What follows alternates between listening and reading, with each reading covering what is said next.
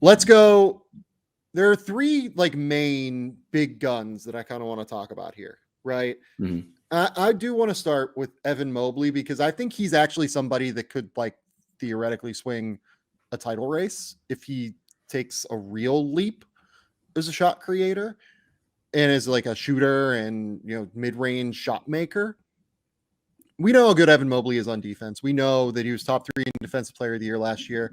We know how impactful he has been on what has turned into the best defense in the league, despite the fact that they have Donovan Mitchell and Darius Garland, a really undersized backcourt, playing a majority of their minutes.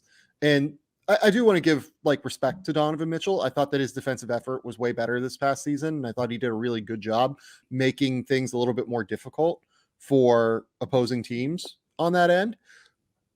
But this is still a really small backcourt in an NBA where size is starting to make all of the difference in the world in terms of whether or not you can make winning plays on the basketball court. Mhm. And for them to have had the best defense in the league last year, I think says a lot about the leap that Evan Mobley took and how his synergy with Jared Allen has been able to take shape. Yeah. Where he needs to leap is the offensive shot creation. And I think that we've always thought that there is a real ceiling there for him as a shot creator because of his balance, because of his coordination, and because of his just overall fluidity, his quickness, his ability to like bend and straight line drive against guys and get lower than them despite being a 7-footer and getting all the way to the rim. Now he just needs to be able to take that little bit of space that sometimes defenses give him and knock down a shot or drive and like consistently kick out and make a play like that. If he can be like a 20 point per game scorer this year, it really changes them, especially if he can continue to do it efficiently while changing his shot profile. Mm-hmm. No, I agree. And I think it was, to be honest, I mean, it was him and Jarrett had a lot of the same issues in that series with the Knicks when they just got pounded. I mean, you look at so much of what it became was, okay, well, we know you want to hit the short roll pass.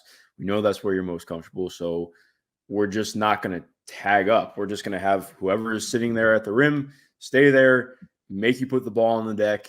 We're going to play you physically, and we're not going to give you what you want. And that was really difficult for him. You saw him really struggle with that. And I think, yes, part of that is playing double big, but also like that's what the context and situation is right now. It looks like that's what it's going to be moving forward for a little bit at least. And you need to be able to make that stuff. I do think part of what's tough is that I think that series, as much of it as it was like an important wake-up call, sounds a little bit too strong when we're talking about a second-year player. But I think I do think it did kind of erase some of like the fact that he still really did get better as a second-year player.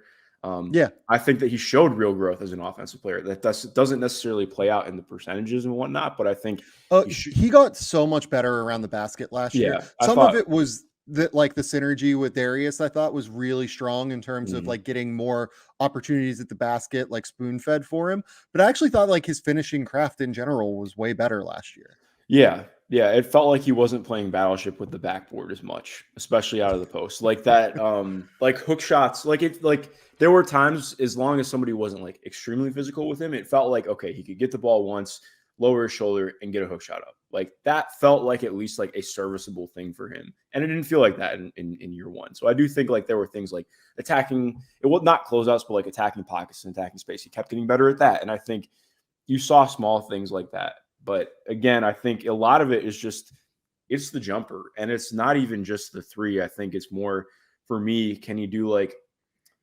because I think with what his shot motion is like right now and how he gets into it, he's maybe going to be better as a pull-up shooter off one or two inside the arc than he is from three, at least for a while, because he really likes the hop step. He really likes to be able to kind of take his time getting into it. And he has a slower release. So like, yes, the release point is high, but I think with that kind of thing, I wonder if the jump maybe comes from more what he does, like you mentioned off top, as a mid-range shooter than him necessarily becoming a guy who is spacing from three. Like, yes, they need him to do that, but I think even just doing the mid-range stuff and getting better at that would be pretty big for him.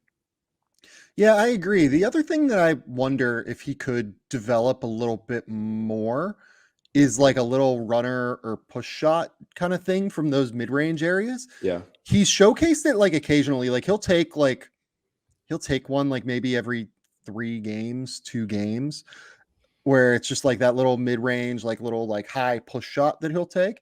And he made like 50% of them last year. He made, looking at synergy here now that I have the page up, he made 48.9% of those shots last year, which, like, look, not the most efficient thing in the world, but if that can be a combo breaker that you can go to once a game, maybe even like 1.5 times a game, as opposed to, once every other game or once every, 3 games, it's a real difference maker, I think, for teams in terms of the way they have to play you and the way they have to consider those short roll options when you make it. It just makes your role a little bit more varied out of pick and roll with Darius Garland.